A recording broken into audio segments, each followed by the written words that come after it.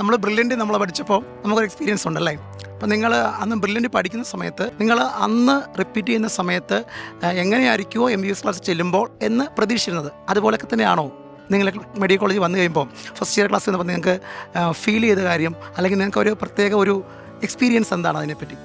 ഏകദേശം അതുപോലൊക്കെ തന്നെ, കുറച്ചും കൂടി എക്സ്പെക്ടേഷനെക്കാട്ടും കുറച്ചും കൂടി നൈസാണ്. ഇപ്പം നല്ല പ്രൗഡാണ്. പോലെ തന്നെ നമ്മളെ സ്വപ്നം കണ്ട ആ ഒരു ബോഡി ഡിസെക്ട് ചെയ്യുമൊക്കെ നമ്മള് NCERT ഇപ്പം ഹ്യൂമൻ ഫിസിയോളജി ഒക്കെ പഠിക്കുമ്പോ ഇതൊക്കെ ഇനി MBBS കഴിഞ്ഞു കഴിഞ്ഞാൽ നമുക്ക് റിയൽ ആയിട്ട് കാണാൻ പറ്റുമല്ലോ എന്നൊരു ചിന്ത നമുക്ക് വരില്ലേ. അപ്പൊ ആദ്യമായിട്ട് ഡിസെക്ഷനോളി കണ്ടപ്പോ ഇതെല്ലാം ഇതിന് ഇതാണല്ലോ, അങ്ങനെ ആ ഡ്രീം ഫുൾഫിൽ ആയല്ലോ എന്നൊക്കെ ഇതൊരു തോന്നും. അങ്ങനെ തന്നെ നമ്മൾ ബ്രില്യൻ്റ് പഠിക്കുമ്പോൾ നമ്മൾ കുറേ ടോപ്പിക്കുകൾ പഠിച്ചില്ലേ നമ്മൾ. ഇപ്പോൾ നിങ്ങൾ പ്രത്യേകിച്ച് നിങ്ങൾ സുവോളജി ടോപ്പിക്കുകൾ പഠിക്കുമ്പോൾ ഹ്യൂമൻ ഫിസിയോളജി കുറേ പഠിക്കുന്നുണ്ടായിരുന്നു. ഇപ്പോൾ ഡൈജഷൻ, അങ്ങനെ ബ്രീത്തിങ്, ലോക്കോമോഷൻ, ഇതൊക്കെ അല്ലേ. അപ്പോൾ അത് നമ്മൾ തിയറിറ്റിക്കലായിട്ട് പഠിച്ചു. അവിടെ നമ്മൾ നേരിട്ട് നമ്മളൊന്നും പ്രാക്ടിക്കൽ ആയിട്ടല്ല നമ്മൾ പഠിച്ചത്, അത് തിയറിറ്റിക്കലായി പഠിച്ചത്. അത് നിങ്ങൾക്ക് ഇവിടെ കാണാൻ പറ്റുന്നുണ്ട്. അത് പഠിച്ച കാര്യങ്ങളൊക്കെ കണ്ടപ്പോൾ നേരിട്ട് കാണാൻ അനാട്ടമി ഡിസെക്ഷൻ ചെയ്യുമ്പോൾ അതൊക്കെ ഡിസെക്ഷൻ ചെയ്ത് തുടങ്ങിയിട്ടില്ലേ. അപ്പോൾ അത് ചെയ്ത് തുടങ്ങിയപ്പോൾ ആ ഒരു അന്ന് പഠിച്ചത്തെ ആ ഹ്യൂമൻ ബോഡിയിലെ കാര്യങ്ങൾ, അനാട്ടമിക്കലായിട്ടുള്ള കാര്യങ്ങളൊക്കെ കണ്ടപ്പോൾ എന്തായിരിക്കും ആ ഒരു പുതിയൊരു ഇംപ്രഷൻ, അല്ലെങ്കിൽ നിങ്ങൾക്ക് എന്താണ് അതിന് തോന്നിയത്? അടിപൊളി, നല്ലായിരുന്നു, നല്ല അനുഭവമായിരുന്നു. ആണോ? ബോഡിയെ കണ്ടുപിടിക്കുമ്പോൾ നല്ല അല്ലേ? എങ്ങനെയായിരുന്നു അത്? ആദ്യം കണ്ടപ്പോൾ ഒരുമാതിരി ഭയങ്കര പേടിയായിരുന്നു ഫസ്റ്റ് ഡേയിലൊക്കെ. പിന്നെ പയ്യെ യൂസ് ടു ആയി. ഇപ്പൊ കുഴപ്പമില്ല.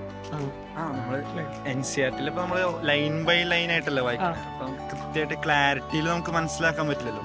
ലൈക്ക് ഹ്യൂമൻ ബോഡിയിലേക്ക് വന്നപ്പോ ഇങ്ങനെയാണല്ലോ, ലൈക്ക് ആ പാത്ത് വേസ് ഒക്കെ ഇങ്ങനെയാണല്ലോ എന്നൊക്കെ ക്ലിയർ ആയിട്ട് മനസ്സിലായപ്പോ നല്ലൊരു എക്സ്പീരിയൻസ് ആയിരുന്നു. നിങ്ങൾക്ക് ബോഡി കാണുമ്പോൾ കടാവർ അങ്ങനെയല്ലേ പറയാ, ബോഡി കാണുമ്പോൾ എന്താ ഫസ്റ്റ് നിങ്ങൾക്ക് ബോയ്സിനാണോ അതോ ഗേൾസിനാണോ കുറച്ച് പേടി? അപ്പോൾ എന്തായാലും ഒരു ബോഡി കാണുമ്പോൾ എന്തായാലും നമുക്കൊരു ഫസ്റ്റ് എക്സ്പീരിയൻസ് അല്ലേ. അപ്പോൾ നമുക്കൊന്നൊരു പേടിയോ അതോ നൈസ് എന്ന് പറഞ്ഞ് നിൽക്കുവാണോ, അത് ഗേൾസ് ആണോ ബോയ്സ് ആണോ കൂടുതൽ അങ്ങനെ ഒരു എന്താ നമുക്കൊരു പേടിയാണെങ്കിൽ അങ്ങനെ, അല്ലെങ്കിൽ കൂടുതൽ എന്താ അതിനോടൊരു പാഷനാണെങ്കിൽ അങ്ങനെ കൂടുതൽ ബോയ്സ് ആണോ ഗേൾസ് ആണോ അങ്ങനെ കാണാറുള്ളത്?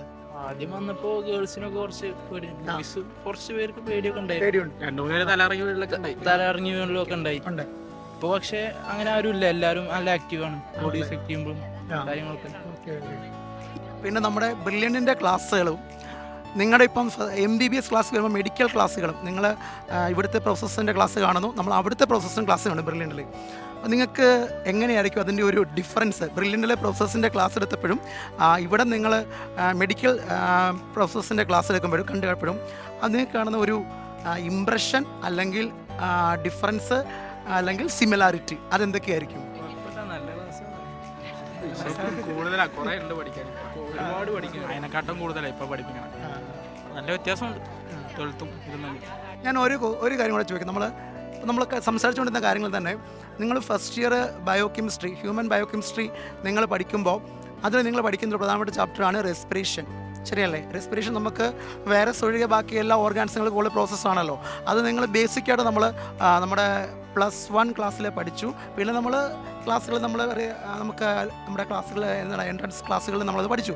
അപ്പോൾ നിങ്ങൾ അവിടെ പഠിക്കുമ്പോൾ ഗ്ലൈക്കോൾസ്, ക്രബ് സൈക്കിൾ, ഇലക്ട്രോൺ ട്രാൻസ്പോർട്ടൊക്കെ പഠിച്ചിട്ടുണ്ട്.